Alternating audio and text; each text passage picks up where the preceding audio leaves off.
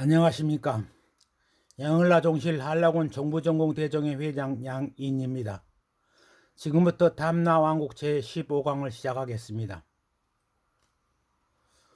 제15강에서는 수렵기술이 현저하게 발전시켰던 제41세 입서글라 시대를 이야기하겠습니다.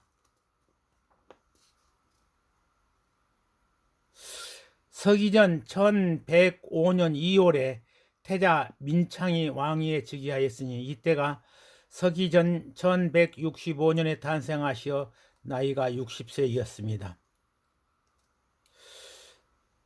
담나 왕국은 식물을 재배하고 동물을 갖추고 하는 데 성공하므로 식량 생산의 혁명이 일어나 인구는 급속도로 늘어났습니다. 농경, 목축 문화를 바탕으로 사회가 급속히 확대되었으나 농경지의 협소와 토양의 특성상 농경보다는 채집과 수렵에 유리한 조건을 갖추고 있었습니다. 우선 우뚝 솟은 한라산 정상을 제외한 해발 300m 아래의 광활한 벌판과 나지막한 언덕 그리고 넓은 잡목지대 모두가 활동 무대였습니다. 여기서 따스한 기후가 제공하는 풍부한 야생 열매와 화산섬이 주어진 해안의 풍부한 해산물은 맹수보다 사슴, 멧돼지, 토끼 등의 많은 동식물을 번식할 조건을 갖추고 있었습니다. 그러므로 탐나도 저녁에 수렵과 채집을 할 수 있었기 때문에 모두가 음식창고인 것이었습니다. 특히 입석시대에는 어로 기술뿐만 아니라 사냥 기술도 한층 향상되었습니다. 사냥 방법은 대상 동물의 습성이나 서식 환경, 사냥 지역 등의 지형 조건에 따라서 다양하게 적용되었습니다. 먼 거리에서도 사냥할 수 있는 활과 화살, 근거리용인 창 등이 주로 이용되었습니다. 특히 집터에서 다양한 모양의 돌하사촉과 돌창이 많이 출토되고 있는 것으로 보아 활과 창을 이용한 수렵이 성행한 것으로 보입니다. 활과 화살의 보급과 함께 도화살 사용이 시작되었습니다. 활과 화살은 투창보다 훨씬 빠르고 정확하게 보다 먼 데서 쏠 수가 있었으니 급소를 명중하지 않는 한 치명상을 주기가 어려웠습니다. 그러나 도화살의 경우에는 작은 상처를 주더라도 치명상이 되었습니다. 도화살의 사용은 효과적인 사냥 기술이 되어 보다 안전하고 수월하게 사냥할 수 있으므로 사슴과 노루가 대량으로 사냥되었습니다.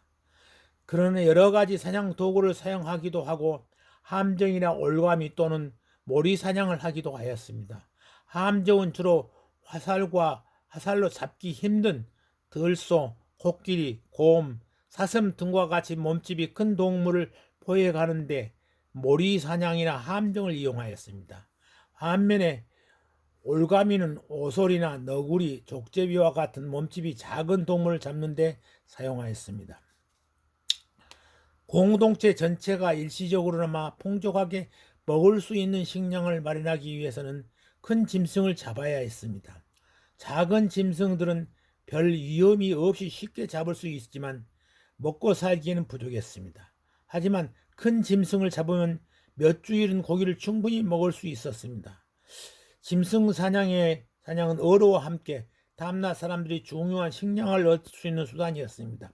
특히 짐승은 영양 섭취에서 필수적인 단백질 섭취뿐만 아니라 여러 가지로 사용되는 기름과 보온을 위한 털가죽뿐만 아니라 각종 도구와 재료가 되는 뼈와 뿔까지 제공하는 중요한 자원이었습니다.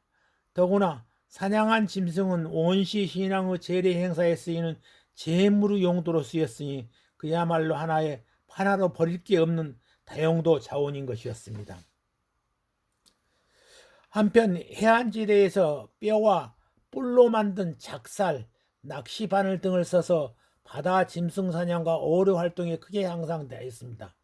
고산 유적에서 출토된 유물 중에서 화살촉이 70-80% 이상 차지하는 것도 이처럼 발빠른 동물들을 사냥하기 위하여 탐나 사람들이 고안한 산물이었습니다.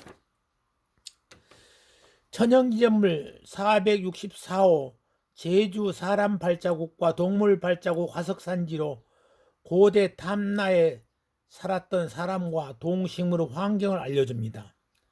이 지역의 지층은 해안가에 쌓인 응해암질 쇠설층 퇴적층으로 방사성 탄소 동위원소법으로 연대를 측정하면 약 1만 5천 년 전에 형성되었습니다.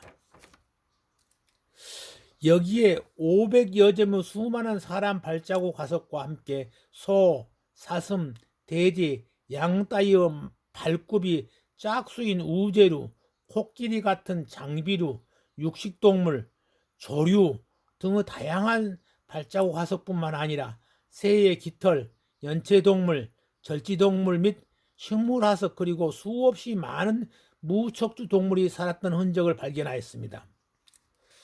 이는 오래전 구석기 시대인 1만 5천 년 전부터 사람이 살았고 새들과 사슴, 노루 등이 동물들이 매우 많았음을 알려줍니다. 그러므로 탐나 사람들은 바다에서 물고기를 잡고 한라사시는 사슴, 노루 등을 사냥하여 단백질 보충에 풍요로운 삶을 영위할 수 있었습니다. 2만 년 전에 지구 기온이 낮아서 빙하가 많았고 그러므로 바닷물이 줄어들어 바다가 낮아 지금은 황해가 육지였습니다. 다시 빙하기라고 해도 지구 평균 기온이 현대와 몇 도 차이가 나지 않았습니다. 따라서 당시 한반도 남부 기온이 현대의 한반도 북부 기온과 유사한 정도였습니다. 당시에는 탐나라는 탐나 섬이 아닌 육지의 한 부분이었고 대양과 대륙을 연결한 중요한 출입구였습니다. 그래서 매머드들도 탐나에 갖가지 살았습니다. 물론 넓은 황해 대평원에는 수많은 매머들이 살았습니다. 화석으로는 나오는 15cm 크기의 새 발자국으로 보아 몸통이 닭보다 수십 배 큰 것으로 보이는 커다란 새도 당시에는 탐나 땅에 살고 있었습니다.